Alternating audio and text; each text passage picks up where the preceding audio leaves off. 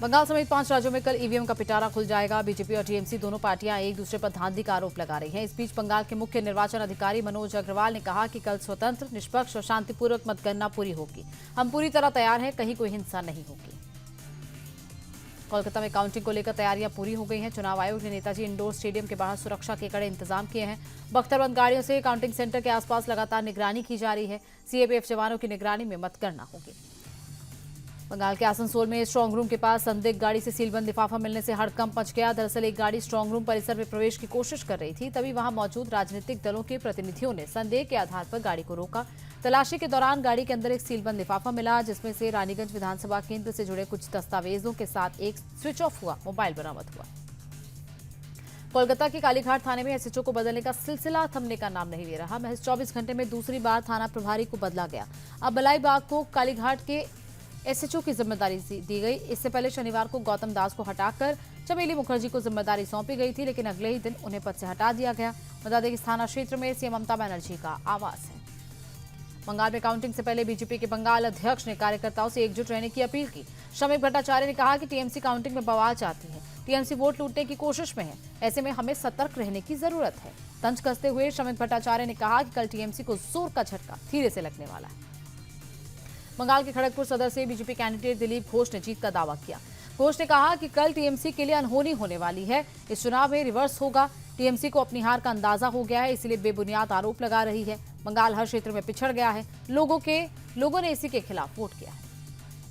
असम कांग्रेस के सह प्रभारी मनोज चौहान ने एग्जिट पोल को फर्जी बताया। उन्होंने कहा कि खबरों के जरिए असम में फर्जी माहौल बनाया जा रहा है। मनोज चौहान ने दावा करते हुए कहा कि असम में कांग्रेस 70 से ज्यादा सीटें जीतकर पूर्ण बहुमत से सरकार बनाएगी। उन्होंने ये भी कहा कि फर्जी एग्जिट पोल से कांग्रेस कार्यकर्ताओं के मनोबल को चुका नहीं सकते। कमर्शियल सिलेंडर्स की कीमतों में हुए इजाफे को लेकर आम आदमी पार्टी ने केंद्र के खिलाफ मोर्चा खोल दिया है। अमृतसर में आप नेताओं और कार्यकर्ताओं ने विरोध प्रदर्शन किया। कार्यकर्ताओं ने केंद्र सरकार के खिलाफ जमकर नारेबाजी की। प्रदर्शनकारियों का कहना है कि बढ़ती महंगाई के कारण आम आदमी की थाली से भोजन दूर होता जा रहा है। बिहार के मुख्यमंत्री सम्राट चौधरी दिल्ली के दौरे पर हैं। सम्राट चौधरी ने आज गृह मंत्री अमित शाह से मुलाकात की। इस दौरान सुरक्षा, सुशासन और बिहार के समग्र विकास से जुड़े कई मुद्दों पर बातचीत हुई। बताया जा रहा है कि बिहार में मंत्रिमंडल विस्तार पर भी दोनों के बीच चर्चा हुई। बिहार में आने वाले हफ्ते में मंत्रिमंडल के विस्तार होने की संभावना जताई जा रही है। उपराज्यपाल मनोज सिन्हा ने नशा मुक्त जम्मू कश्मीर के लिए पदयात्रा का शुभारंभ किया। लेफ्टिनेंट गवर्नर का कहना है कि हमें हर हाल में युवा पीढ़ी को नशे की लत से दूर रखना होगा। इसके लिए बड़े पैमाने पर जागरूकता अभियान चलाया जा रहा है। हमें जम्मू कश्मीर को आतंकवाद और नशे से मुक्त करना होगा। इस कोशिश में हमें युवाओं का समर्थन मिल रहा है। मुंबई में सर संचालक मोहन भागवत खारगर के गुरुद्वारे पहुंचे, जहां पर उन्होंने गुरु ग्रंथ साहब के दर्शन किए और माथा टेककर आशीर्वाद दिया।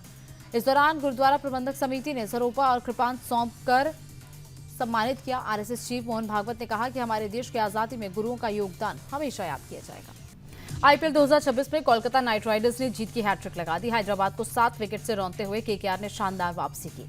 वरुण चक्रवर्ती के 3 विकेट्स के आगे हैदराबाद की पारी 165 रन पर सिमट गई। जवाब में अंकुश रघुवंशी ने 59 रनों की दमदार पारी खेली और कप्तान रहाणे के साथ 84 रन जोड़े। 19वें ओवर में लक्ष्य हासिल कर कोलकाता अब पॉइंट्स टेबल में 8वें नंबर पर पहुंच गया है। कोलकाता के सामने हैदराबाद की बल्लेबाजी फेल रही। ट्रेविस हेड के 61 रनों के बावजूद पूरी टीम 19 ओवर में ढेर हो गई। केकेआर की ओर से सुनील नरेन और कार्तिक त्यागी ने 2-2 विकेट चटकाए। कोलकाता ने 166 रन का पीछा करते हुए मैच को एक तरफा बना दिया। रघुवंशी की 50 और रिंकू सिंह के कैमियो ने केकेआर को 7 विकेट से जीत दिलाई। हैदराबाद अभी भी 12 अंकों के साथ तीसरे नंबर पर है। आईपीएल 2026 में केकेआर के सुनील नरेन ने इतिहास रच दिया। सनराइजर्स हैदराबाद के खिलाफ 2 विकेट लेते ही नरेन आईपीएल में 200 विकेट पूरे करने वाले पहले विदेशी गेंदबाज बन गए। यही नहीं, वो किसी एक ही टीम के लिए 200 विकेट लेने वाले भी पहले खिलाड़ी बने।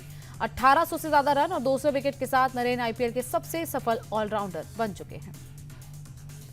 आईपीएल टीम राजस्थान रॉयल्स को नया मालिक मिल गया है। स्टील किंग लक्ष्मी मित्तल ने राजस्थान रॉयल्स को 15,660 करोड़ रुपए में खरीद लिया। इस ऐतिहासिक डील में आधार पूनावाला और मनोज बदाले भी उनके साथ शामिल हैं। राजस्थान के मूल निवासी मित्तल अब टीम में 75% हिस्सेदारी के साथ कंट्रोल संभालेंगे।